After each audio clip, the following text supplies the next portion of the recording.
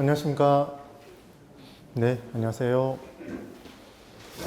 한 주 잘 보내셨습니까? 네, 잘 보내셨나 봅니다. 대답이 없는 거 보니. 네. 우리가 43페이지까지는 공부를 했었고, 맞죠? 43페이지까지.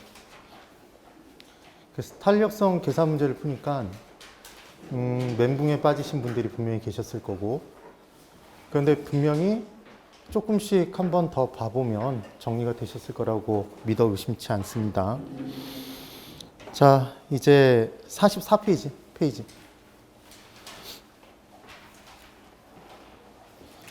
44페이지에 그림 보이시나요? 뭐라고 막 그려져 있죠.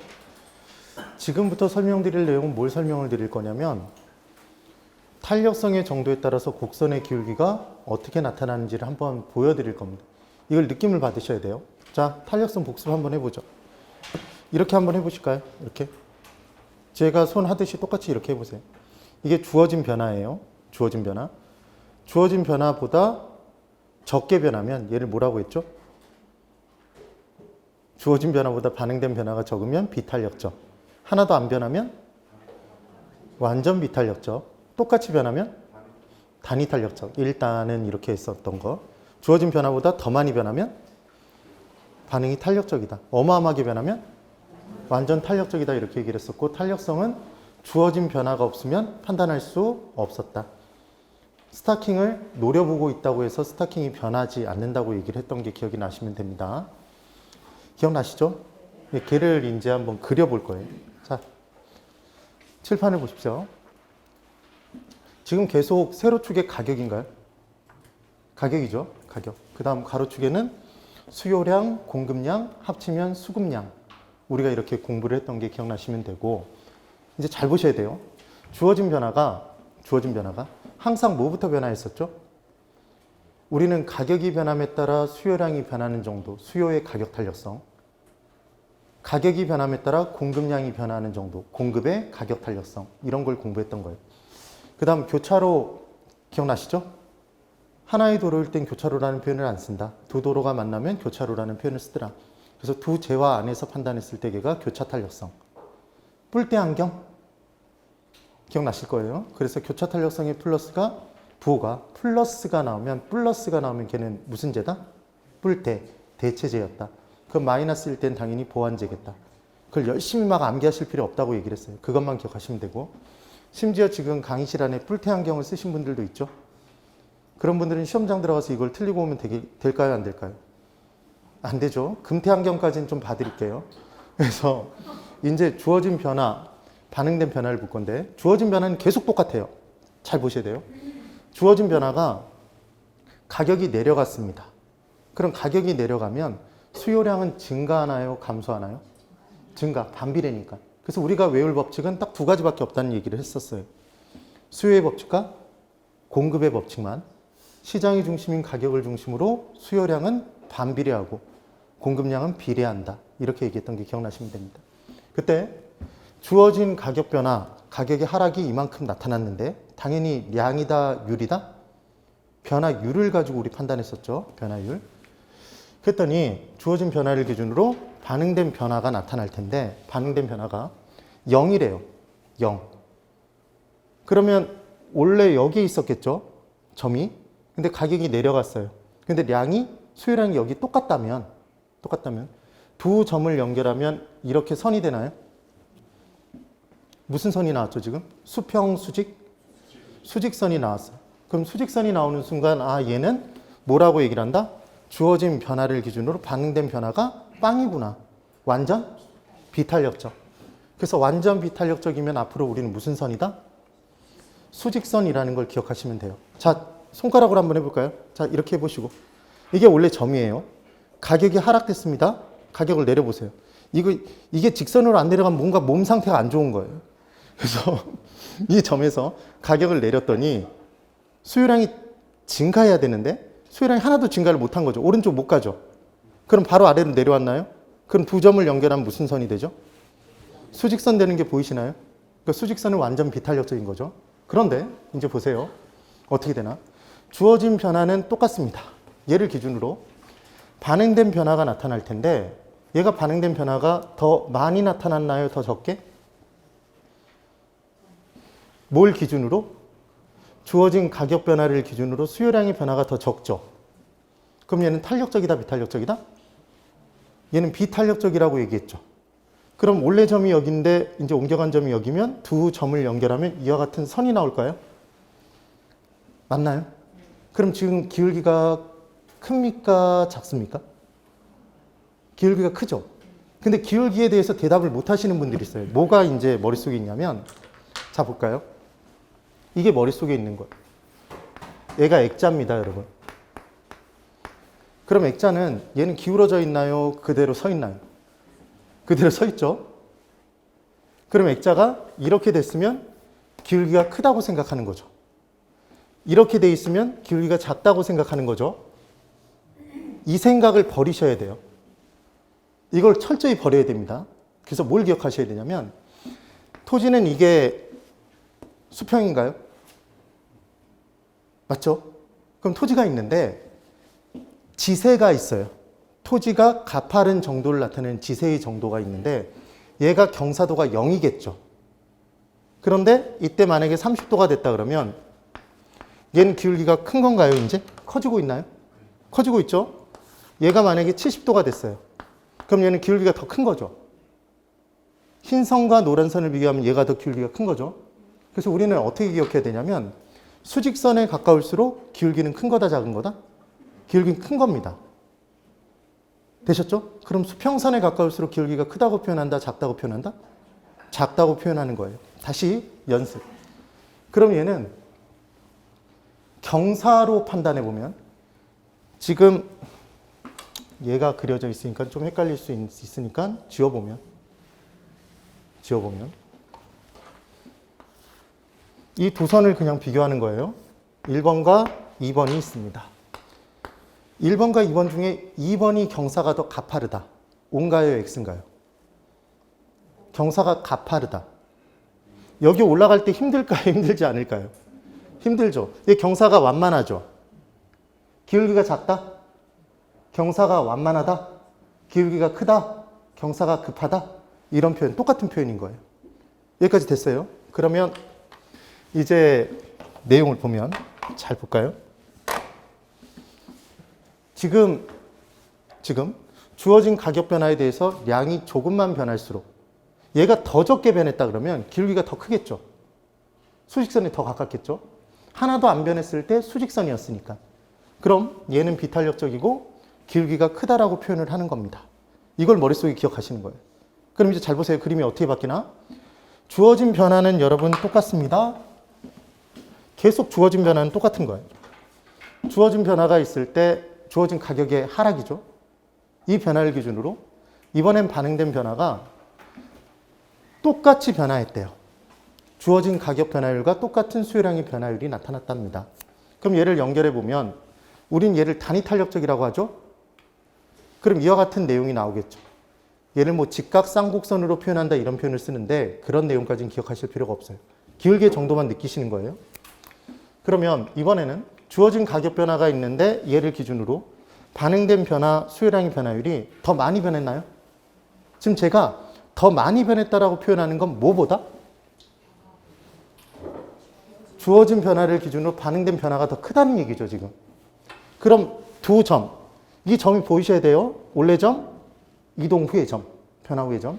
그럼 얘를 연결하면 얘는 탄력적이라고 표현한다, 비탄력적? 왜 탄력적이죠, 지금? 주어진 변화를 기준으로 반응된 변화의 정도가 크면 탄력적. 그럼 연결하면 이와 같은 선이 나오나요? 그럼 기울기가 아까보다 완만해졌나요? 가파라졌나요? 완만해졌고 기울기는 작아졌죠. 뭐에 가까워졌죠? 수평선에 가까워지고 있죠. 지금 느끼시라는 거예요. 그럼 이번엔 주어진 변화가 있는데 얘를 기준으로 반응된 변화의 정도가 여기까지 변했대요. 지금 반응된 변화의 정도가 아까보다 큰 게 보이시나요? 그럼 얘는 기울기가 더 커진 거죠. 더 탄력적이 된 거죠. 맞나요? 그럼 얘를 연결하면 이와 같은 선이 나오나요? 아까보다 더 완만해졌죠. 기울기가 작아졌죠. 느낌을 받으셔야 돼요. 그럼 이번엔 주어진 변화가 있을 때 얘를 기준으로 반응된 변화가 얘 끝이 없어요. 칠판의 끝, 칠판의 끝, 칠판의 끝, 칠판의 끝, 칠판의 끝. 그렇게 해서 점이 찍힌다면 그 두 점을 연결하면 이제 주어진 변화를 기준으로 반응된 변화의 정도가 무한대로 변한다면 이 점이 아까는 이 부분에 찍혔고 이 부분에 찍혀서 이렇게 연결, 이렇게 연결, 이렇게 됐던 건데 얘가 칠판의 끝, 칠판의 끝, 칠판의 끝 이렇게 되면 이와 같은 선이 나오겠죠. 맞나요? 무슨 선이 나왔죠? 수평선이 나왔죠. 그래서 수평선은 완전 탄력적인 거다. 그럼 반대네요. 아까 처음 시작할 때 수직선은 완전 비탄력적? 이제 느껴볼까요? 자, 손 이렇게 해보세요. 이걸 정확하게 개념을 잡으셔야 돼요. 원래 점이에요. 이 점으로부터 이제 두 번째 점을 연결시킬 거예요. 그럼 선이 나오겠지. 선이 나오는 겁니다. 그럼 이 점에서 가격이 내려갔어요. 내려보세요, 가격을. 그때 양이 하나도 증가를 못했어요. 그럼 내리면 직선이죠. 완전 비탄력적이다. 다시 원래 점이에요. 가격이 내려갔어요. 똑같이. 근데 이번에는 양이 조금만 증가했대요. 그럼 조금만 우측으로 가는 거죠. 그럼 가상의 선을 내려보면 이와 같이 되겠죠. 길이가 크죠. 비탄력적? 그러면 원래 점인데 가격을 내렸어요. 수요량이 많이 증가했대요. 이만큼. 탄력적? 그럼 연결하면 이와 같은 선이 나오겠네요. 지금 느끼셔야 돼요. 몸으로. 그럼 가격을 내렸을 때 수요량이 많이 증가했대요. 더 많이. 그럼 얘를 연결하면 이와 같은 선이 되겠죠. 길이가 더 커져요? 작아져요? 작아지죠. 완만해지죠. 그래서 중요한 건 뭐냐면 우리는 주어진 변화가 있을 때 반응된 변화를 가지고 판단하잖아요. 그럼 이 반응된 변화가 크면 클수록 원래의 점으로부터 좌우로 퍼지죠. 두 번째 점이. 그럼 기울기는 커진다, 작아진다? 작아지게 돼 있죠. 그걸 느끼시라는 얘기예요. 그래서 뭐 하나만 딱 기억하시면 되냐면 수직선은 완전 비탄력적인 것을 의미하더라. 이것만 딱 정확하게 기억하시면 돼요. 그 말씀을 지금 드리고 있는 겁니다. 이걸 나중에 이용하게 돼요. 그래서 44페이지에 지금 설명을 드린 거고 그 정도 개념. 그 다음 이제 45페이지에 경기 변동론이 있습니다. 경기 변동론. 이건 간단해요. 부동산 경기는 항상 좋기만 한가요? 항상 나쁘기만 한가요? 변동되나요? 변하면서 움직인다의 줄임말이 변동이죠. 그러면 결론적으로 제가 설명을 드릴게요. 부동산 경기의 저점을, 가장 낮은 점을 우리가 명확하게 판단할 수 있나요? 그게 명확하게 판단되면 투자를 해서 손해볼 사람이 아무도 없겠죠. 왜냐하면 저점에 사서 명확히 보이는 정점에 팔면 될 테니까. 근데 우리가 부동산 투자를 해서 손해를 보는 이유는 저점이라고 생각해서 샀더니 더 떨어지고 정점이라고 해서 팔았더니 더 올라가고 그래서 분통이 터져서 잠을 못 이룬 밤이 많아서 그 다음에는 정점이라고 생각했을 때 안 믿고 안 팔았더니 정점이었고 그걸 몇 번 반복하면 재산이 확확 줄죠. 그래서 이게 시험 문제로 나오는데 부동산 경기 변동에 주기라는 게 있는데 주기적 변동 그걸 공부를 할 거예요. 그럼 그 주기는 규칙적으로 나타날까요? 불규칙적으로? 규칙적? 규칙적이라면 판단하기 쉽겠죠. 불규칙적으로 나타나고 명확하게 나타난다, 불명확하다? 불명확하다 이렇게 될 거예요. 그러면 경기 변동의 개념을 이제 공부를 할 거예요. 경기 변동에 주기를 갖고 변동하는 내용은 바로 이 다음 페이지에 공부를 할 거고 비주기적 변동이라는 게 있답니다. 그래서 1번은 지금 순환적 변동, 주기적 변동 이게 주기적 변동이고 다음 페이지에 공부할 그 다음 두 번째 그래서 상향, 후퇴, 하향, 회복의 순으로 나타난다 이렇게 돼 있는데 이걸 빼놓고 장기적 변동이라는 게 있답니다. 우리가 공부하는 건 무슨 학을 공부하고 있냐면 부동산 학을 공부하고 있습니다. 그럼 당연히 부동산 경기 변동에 대해서 공부하겠네요. 맞죠? 근데 부동산 경기를 뭐라고 얘기를 하냐면 우리가 기본 이론반에서 자세히 공부하겠지만 건축 경기랍니다. 무슨 경기? 건축 경기. 그리고 그 건축물 중에서도 우리가 주상공을 공부했는데 가장 밖으로 나갔을 때 제일 숫자가 많은 게 뭐죠? 주상공 중에? 주거용 부동산이 훨씬 많죠. 상업용, 공업용 부동산의 숫자보다. 그래서 일반적으로 부동산 경기라고 얘기를 하면 건축 경기인데 주택 건축 경기랍니다. 이해가 되셨죠? 그러면 어떤 한 지역에 건물이 많이 지어지고 있으면 부동산 경기, 주택 건축 경기는 호황인가요? 불황인가요? 호황이겠죠. 많이 짓고 있으면 지금. 건축 경기를 따지는 거니까. 건축이 얼마 안 이루어지고 있으면 부동산 경기가 지금 불황이겠죠. 예를 들자면 그런 표현이에요. 그런데 어떤 한 지역이 약 50년 이상의 시간을 두고 개발되거나 재개발되면 그 지역에 건축 붐이 일어날까요? 그렇죠. 그래서 약 50년 이상의 시간을 두고 개발, 재개발 등에 의해서 나타나는 변동이 장기적인 변동이랍니다. 50년을 적으실 필요 없어요. 그 40년 이런 식으로 문제 절대로 안 나와요. 이 개념이 뭔지만 아시면 돼요. 그러니까 이걸 이해하기 위해서는 건축 경기라는 걸 기억하시면 이건 정말 쉽게 이해가 돼요. 그 다음 세 번째로 계절적인 변동이 있답니다.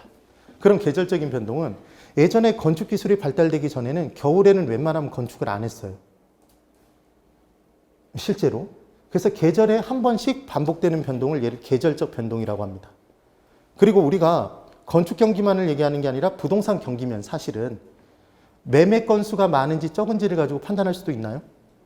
있겠죠? 임대차 계약이 많이 이루어지는지 적게 이루어지는지 그거 판단할 수 있다는 얘기입니다. 그 얘기일 거예요. 그럼 방학 때가 되면 대학가 하숙초는 비나요? 비지 않나요? 방학 때. 비겠죠? 왜냐하면 어디로 내려갈 테니까? 고향으로 내려가서 방학 동안을 보내고 올 거 아니에요. 그래서 이렇게 계절마다 반복되는 걸 뭐라고 한다? 계절적 변동이라고 합니다. 됐죠? 그 다음 무작위적 변동이라는 게 있는데 이 무작위적 변동은 별표를 하나 해두세요. 그래서 경기 변동에서 시험 문제가 나오면 2, 3, 4 비주기적인 변동 중에서는 뭐가 포인트로 나오냐면 무작위적 변동이 포인트로 나옵니다. 저를 보시고 이번 주 로또 복권의 당첨 번호를 아시는 분 손들어 보세요. 난 정확하게 예측할 수 있다. 저는 정말 그분하고 친하게 지낼 겁니다. 예측할 수 없죠? 왜 예측할 수 없냐면 로또 복권을 추첨할 때 자기적으로 뽑나요? 무자기적으로 뽑나요? 무자기적으로 뽑죠. 그래서 예측할 수 없는 사태에 의한 변동을 얘를 무자기적 변동이라고 해요. 그래서 예측하지 못한 사태의 대표 주자가 뭐냐면 어떤 한 지역이 홍수가 발생했습니다. 지진이 발생했습니다. 그럼 건물들이 타격을 입겠죠. 그럼 다시 건물을 지어야 되겠죠. 그렇죠? 그런 사태에 의한 변동을 뭐라고 한다? 무자기적 변동이라고 해요. 근데 이 무자기적 변동의 대표주자, 시험에 나오는 건 뭐냐면 정책 변화입니다. 정책 변화를 우리가 예측할 수 있나요? 우리의 소원은 정책 변화를 한번 예측해 보는 게, 정확하게 예측해 보는 게 우리의 소원이죠. 그런데 우리가 생각했던 것과 전혀 다른 방향으로 갈 수도 있는 거죠. 그래서 정책 변화는 뭐 할 수 없다? 예측할 수 없으니까 무슨 변동에 속한다? 무자기적 변동. 그래서 예전에 시험 문제에 무슨 내용이 나왔었냐면 예전에 그 정권이 지금 그건 중요한 게 아니니까 기억이 안 나는데 8월 30일 날 정책을 펼쳤어요.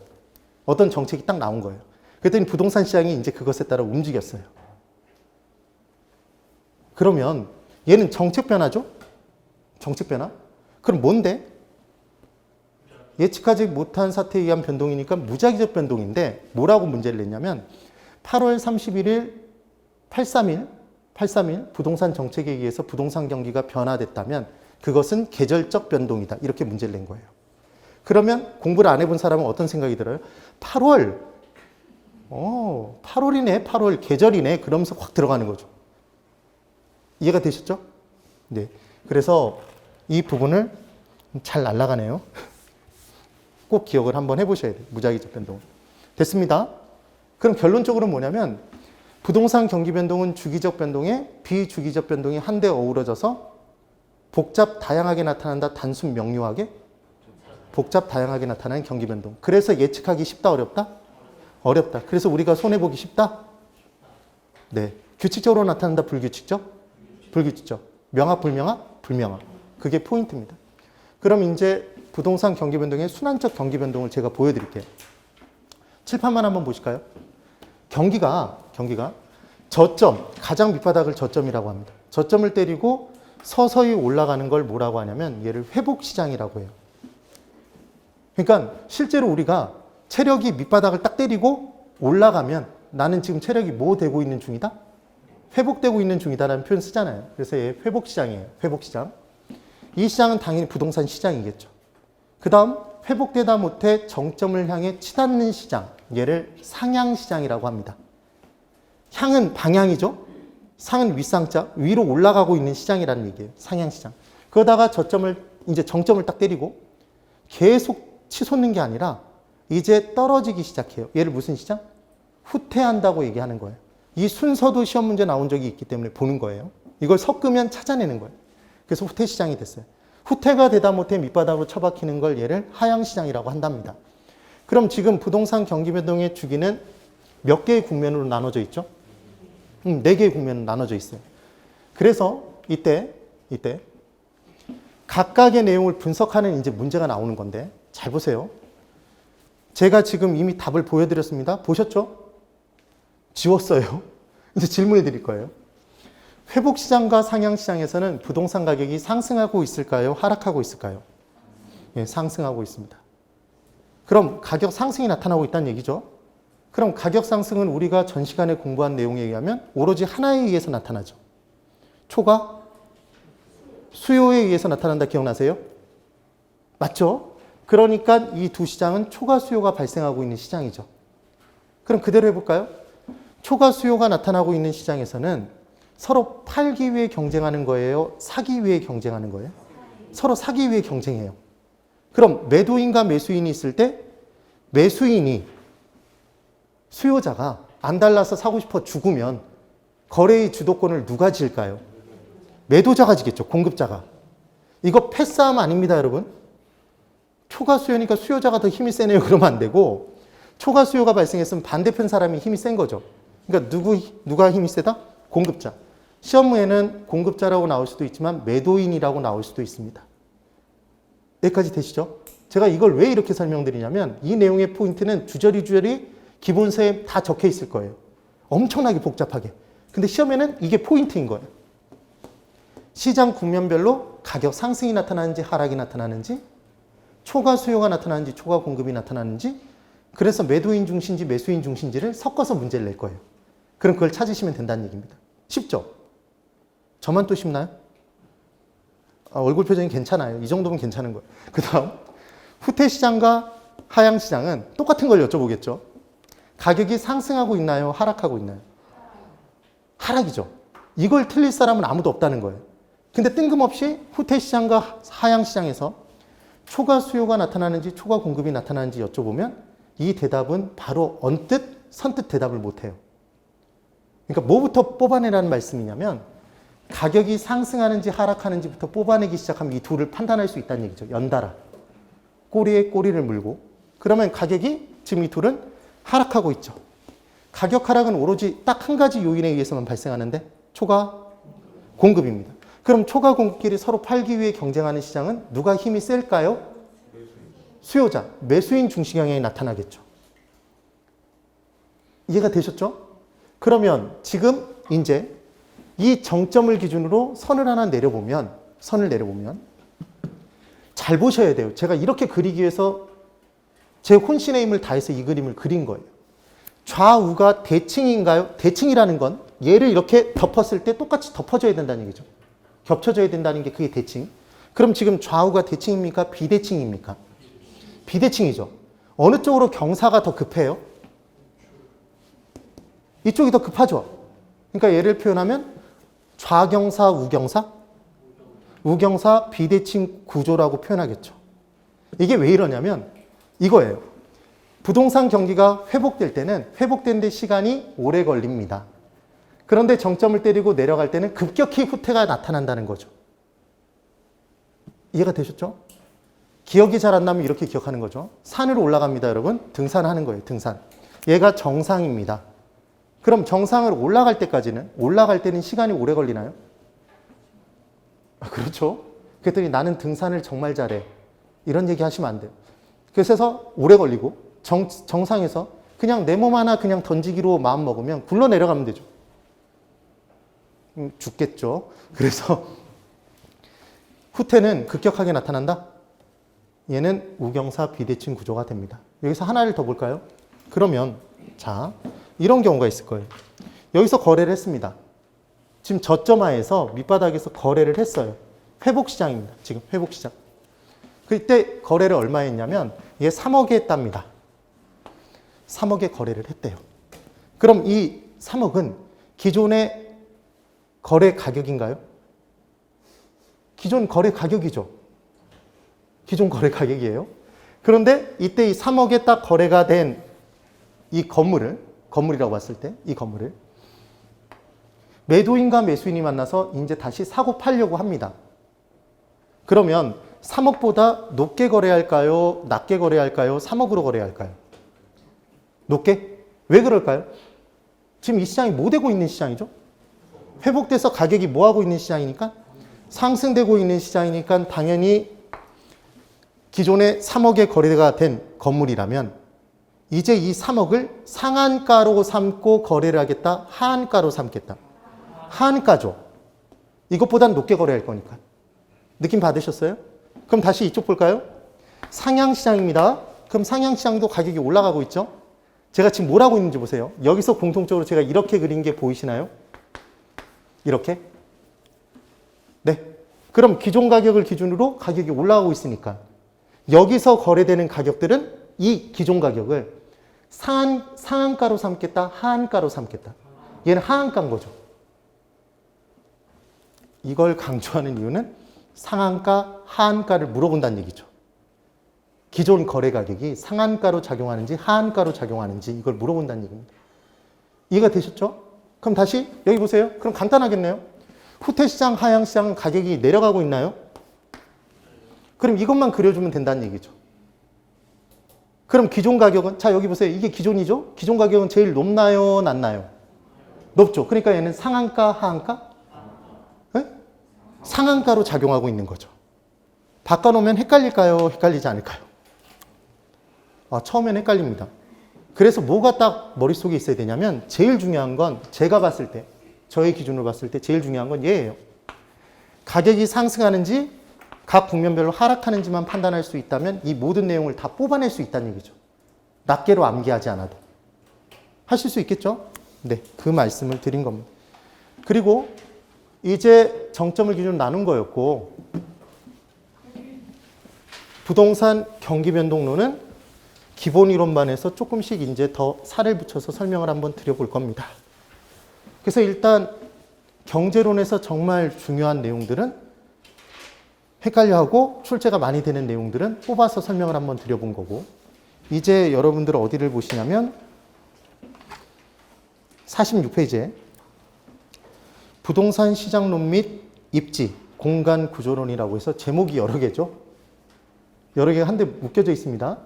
그럼 얘는 하나의 내용이 있을까요? 여러 개가 같이 있을까요? 여러 개가 같이 있어요. 그래서 이 부분의 내용을 공부할 건데 들어보시면 정말 간단합니다. 근데 정말 처음 들어보는 용어들을 오늘 접하게 될 거예요. 원래 알고 있는 건데 그 표현을 우리가 잘 모르는 내용으로 바꿔서 설명한다는 얘기죠. 이제 볼 겁니다. 자, 부동산 시장론 공부를 하는데 이제 시장론의 첫 번째는 그럼 시장에 대해서 공부하면 시장이 뭔지는 알아야 될 거 아니에요. 근데 우리는 시장을 이미 알고 있죠. 누구와 누가 만나서? 수요자, 공급자가 만나서 뭘 기준으로? 시장의 중심인 가격을 기준으로 수요량을 늘릴지 줄일지 공급량을 늘릴지 줄일지 일정 기간 동안 만나서 거래하는 것이다. 거래하는 곳이죠. 이게 시장이죠. 그래서 이제 시장의 개념을 보면 이렇게 적혀 있죠. 수요와 공급이 만나 가격이라는 보이지 않는 손에 지배를 받으며 거래가 이루어지는 곳이다. 이런 표현을 씁니다. 이거 액면 그대로 다 외우실 필요 절대로 없어요. 시장은 수요자와 공급자가 만나는 곳. 이게 끝이에요. 그런데 이제 시장의 유형을 구체적인 장소가 있느냐 없느냐로 구체적 시장과 추상적 시장으로 나눈답니다. 그럼 구체적인 시장은 딱 정의가 하나네요. 여기 이름에 나와 있죠. 왜 구체적 시장이죠? 구체적인 장소가 있어요. 그러면 남대문 시장은 어디에 있는지 아시나요? 내 마음속에 있다 그러면 난리 나는 거예요. 남대문 시장은 남대문 가면 있죠. 동대문 시장은? 동대문 가면 있죠. 성남시장은? 성남시장이 파주에 있을까요? 성남에 있겠죠. 그 내용이에요. 그러면 지금 이 구체적 시장은 물건을 팔겠다는 사람이 물건을 들고 와서 이 시장으로 가고, 물건을 사겠다는 사람이 이 시장으로 가서 물건을 사서 들고 옮기죠. 이게 구체적 시장인 겁니다. 그런데 이제 추상적인 시장이 있대요. 그럼 추상적 시장은 반대니까 뭐가 정해져 있지 않은 시장이겠다? 구체적 장소가 없는 시장인 거예요. 그럼 구체적 장소가 없는 시장의 대표주자를 제가 설명드려 볼 테니까 대답을 한번 해보실까요? 자본시장이 있대요, 여러분. 그럼 자본시장은 어디에 있죠? 어느 곳에 가면 있죠? 장소를 모르죠. 근데 자본 거래를 하는 곳이 시장이라고 우리는 추상적 개념으로 머릿속에 시장이라고 잡고 있는 거죠. 다시 노동시장은 어디 가면 있나요? 그랬더니 새벽 인력시장이 있잖아요. 이런 얘기를 또 하시면 안 돼요. 됐죠? 이 차이만 아시면 된다는 얘기입니다. 이해가 되셨을 겁니다. 그러면 이제 부동산 시장에 대해서 공부를 합니다. 그러니까 부동산 시장의 개념에 대해서 이제 공부를 할 것이고, 시장의 특성, 특징들에 대해서 이제 공부를 하는데, 부동산 시장은 당연히 부동산 수요자와 부동산 공급자가 만나서 거래하는 곳이겠네요. 그러면 절 보세요. 부동산 시장은 우리가 구체적 시장과 추상적 시장을 공부하는 이유는 딱 하나입니다. 부동산 시장은 구체적 시장이다. 구체적 장소가 있다. 이거 구체적 장소가 있으면 난리가 납니다. 왜냐하면 우리가 이미 공부한 부동산의 특성에 움직이지 못하는 성격, 무슨 성이 있었죠? 이동이 불가능하다. 부동성. 그런데 구체적 장소가 존재하려면 물건을 팔고 싶은 사람이 그 물건을 들고 옮겨서 한 장소로 가고, 물건을 팔고 싶은 사람이 그 장소에 가서 물건을 사서 들고 옮겨야 되죠. 부동산 시장은 그러니까 구체적 장소가 존재할 수 없다는 게 느껴지시나요? 이거 구체적 장소가 존재하면 헤라클레스만 부동산 거래를 할 수 있어요. 우리 일반인들은 부동산 거래를 할 수 없는 거예요. 되셨을 거예요? 그 내용으로만 기억하시면 되고, 이제 부동산 시장의 특성을 볼 겁니다. 첫 번째 1번. 가볍게 들으시는 거예요. 부동산 시장은 실제로 과다한 법적 제한이 있나요?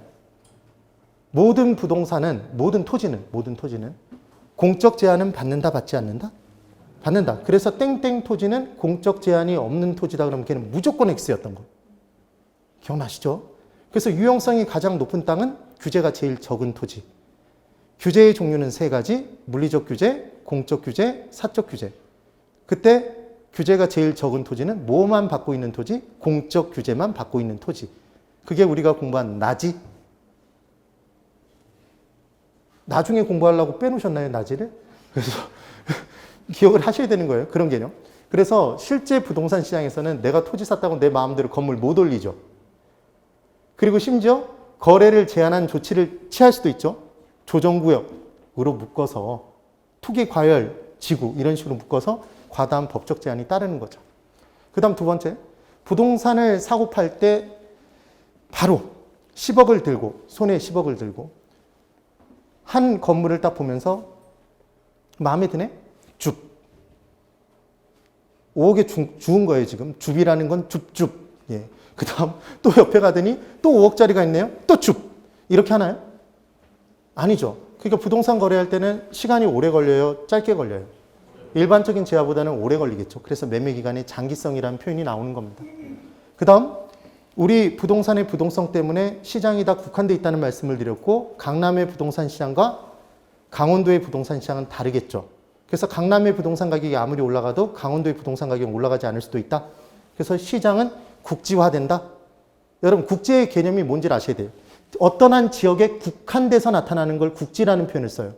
그래서 신문을 보면 가끔 어떤 얘기가 있냐면 해외 토픽란까지는 아니고 이런 얘기가 있죠. 어떤 나라에 어떤 지역에서 국지전이 발생했다 이런 표현을 쓰는 경우가 있어요. 그럼 국지전은 전면전이 아니라 어떤 한 지역에서만 주고받는 거예요. 싸우는 거예요. 국제 개념이 이해가 되셨나요? 네, 그 내용으로. 그래서 시장의 국지성. 그 다음 4번. 수요 공급 조절의 곤란성이랍니다. 토지 수요 증가에도 토지의 공급을 마음대로 늘릴 수 있습니까? 없죠. 토지는 증가가 불가능한 특성, 무슨 성? 부증성을 띠고 있기 때문에 부증성. 증가가 불가능한 건 대답해 보세요. 증가가 불가능하면 부증성. 이동이 불가능하면 부동성. 처음에 이게 헷갈립니다. 심지어. 헷갈린다니까요. 실제로. 그래서 수요 공급의 조절이 곤란하고 그럼 수요는 많은데 공급은 적으니까 토지의 가격은 계속 올라가겠네요. 지가가 상승하고 뽕을 뽑기 위해 위로 층수를 올리겠죠. 그래서 단위 면적당, 단위 토지 면적당 투입되는 자본과 노동의 양이 높은 걸 집약적 이용이라 한다. 이런 내용을 나중에 공부하실 거예요. 그 다음 5번. 부동산은 다 다르다. 개별성을 띈다고 얘기했습니다. 걔를 이질성이라고도 했었죠. 다르니까. 그럼 대체관계가 성립이 될까요? 안 될까요? 안 되니까. 그리고 다 다르니까 표준이 뭐라고 얘기하기 어렵겠죠. 아니, 비슷비슷하면 이 중에 얘가 표준이야 이렇게 얘기할 수 있겠지만 다 다르면 표준을 잡기가 어렵다. 상품의 비표준화성. 그 다음 6번째. 거래의 비공개성이 있답니다. 이게 지금 많이 깨졌습니다. 그럼에도 불구하고 아직도 거래 정보를 웬만하면 비공개해요. 예전에 부동산 거래라면 공개했을까요? 거래 정보, 가격 등을 공개했을까요? 비공개했을까요? 정부가 강요하지 않은 이상 비공개합니다. 왜냐하면 세금과도 밀접한 관련이 있으니까. 그래서 계약서를 막 이중으로 계약서를 작성하고 그들만 아는 정보가 따로 생긴 거죠. 그럼 거래 정보가 공개된다, 비공개? 비공개되니까 비공개된 정보를 입수하기 위해서는 정보 비용 발생할까요? 네. 거래가 은밀하게 이루어지면 정보 비용이 발생하겠죠. 그런 내용. 그 다음 시장이 조직화되어 있지 않아요. 개별성의 특성을 띠기 때문에. 외우실 필요는 없습니다. 여기까지. 그 다음 자금의 유용성이 굉장히 중요하답니다. 보실까요? 제가 이 분필 하나를 사기 위해서 자금 계획을 세울까요? 하나를 사기 위해서. 이거 한 100원 정도 하겠죠? 그렇겠죠? 그러니까 얘를 사기 위해서 은행에서 돈을 빌려서 얘를 사야지 이러진 않을 거예요. 근데 부동산은 싸다 비싸다? 비싸다. 유식하게 표현해야죠. 고가성의 특성을 띠기 때문에 내 돈만 갖고 사기가 어려우니까 남의 돈을 빌린다? 자금을 융통한다? 금융을 조달해 오겠죠. 그래서 자금의 유용성이 매우 중요합니다. 이해가 되실 거예요. 여기까지가 부동산 시장의 뭐다? 특성입니다. 특성. 근데 이제 부동산 시장의 기능이 있답니다. 얘는 기능이죠. 우리가 인재금방 공부한 특성이었어요. 특성이었고 얘는 기능이에요. 부동산 시장은 도대체 어떤 기능을 하고 있느냐 봤더니 자원 및 공간에 배분하는 기능이 있답니다. 부동산 시장에서 토지 자원을 서로 거래를 하면 토지라는 자원을 사고 판 거죠. 토지라는 공간을 서로 주고받은 거죠. 그러니까 자원 및 공간의 배분이 어디에서 나타난다? 부동산 시장에서. 부동산 시장은 자원 및 공간에 배분하는 기능이 있다. 이런 표현을 쓰는 거예요. 그 다음 2번째, 부동산과 부동산을 교환할 수도 있을까요? 부동산과 현금을 교환하기도 하는 거죠. 거래하는 것 자체가. 그러니까 교환하는 기능이 있는 거고. 부동산 시장에서 중개업자에게 그 다음 매도인, 매수인에게 정보를 제공하는 기능을 하겠죠. 정보 제공하는 기능. 이런 내용들이 따라 나오는 겁니다. 그 다음 실은 가격을 창조하는 기능이 있다는 얘기도 해요. 간단한 얘기입니다. 건물이 있으면 그 건물이 3억에 거래됐으면 그 건물은 영원히 3억입니까 여러분? 아니죠. 그럼 새롭게 거래를 하면 3억보다 높을 수도 있고 낮을 수도 있겠네요. 그럼 부동산 시장에서 새로운 가격이 창조된 거죠. 기존의 가격이 파괴되면서. 그래서 부동산 시장은 가격의 창조, 파괴하는 기능이 있다 이런 표현을 쓰기도 합니다. 별로 중요하지 않아요. 그래서 적지 않았겠죠. 그러면 이제 시험이 만약에 이 부분에서 나온다면 뭐가 나오는 거냐면 부동산 시장의 기능과 특성을 구분하는 문제가 나올 수 있습니다, 여러분. 그러니까 무슨 말이냐면 아까 특성 많았나요? 많았죠. 우리 몇 지 선답? 5지 선답. 5개의 지문 중에 하나를 고르는 거죠. 그러면 다음 중 부동산 시장의 특성으로 틀린 것을 골라보십시오. 그러면 우린 틀린 내용을 보기 중에서 열심히 찾는데 봤더니 틀린 게 하나도 없는 거죠. 다 교재에서 봤던 내용들. 뭐가 섞여 있다? 기능이 하나 딱 섞여 있으면 그걸 고를 수 있어야 된다는 얘기입니다. 그럼 이제 깝깝한 생각이 드실 거예요. 또 외워야 되나 보다. 이 생각을 하실 텐데 외우지 않으셔도 됩니다. 어떻게 하시면 되냐면 기능과 특성을 구분하는 방법은 여기 보실까요? 제가 뭐라고 적었냐면 무엇 하는 기능을 뒤에 붙였을 때 자연스러우면 얘는 기능이에요. 이때 무엇 하는 기능을 붙였을 때 부자연스러우면 자연스럽지 못하면 얘는 특성이라고 기억해 두시면 됩니다. 한번 연습해 볼까요? 진짜 그렇게 되는지? 여기 보세요.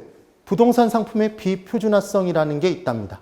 이게 딱 뜬 거예요. 그럼 얘가 기능인지 특성인지 한번 구분해 보는 거예요. 구분하는 방법이 뭐였죠? 뒤에다 뭘 붙여라? 하는 기능을 붙여보라고 그랬죠? 한번 읽어볼게요. 부동산 상품의 비표준화성 하는 기능. 어색하지 않나요? 이게 안 어색하면 외우셔야 됩니다. 어색해야 돼요. 자연스럽지 못하죠. 그러니까 얘는 어색하니까. 기능이다, 특성이다? 특성인 거죠. 다시 볼까요? 이제 거래의 비공개성. 이거 보세요. 거래의 비공개성 하는 기능. 어색하죠? 어색해야 된다니까. 안 그러면 외워야 돼요. 그래서 얘는 어색하니까 얘는 뭐다? 특성입니다. 그러면 이번에는 자원 및 공간의 배분이라고 나왔어요. 그러면 자원 및 공간의 배분하는 기능. 자연스럽죠? 진짜. 그래서 얘는 자연스러우니까 기능이랍니다. 판단이 되셔야 돼요. 이런 식으로 판단해 주시면 됩니다. 그럼 교환이 나왔습니다, 여러분. 교환. 교환하는 기능. 자연스럽죠? 가격의 창조 및 파괴하는 기능. 자연스럽죠? 그래서 걔들이 기능이란 얘기입니다. 네? 그런 내용들. 그 다음 이제 두 번째로. 효율적 시장 이론이 있답니다. 효율적 시장 이론.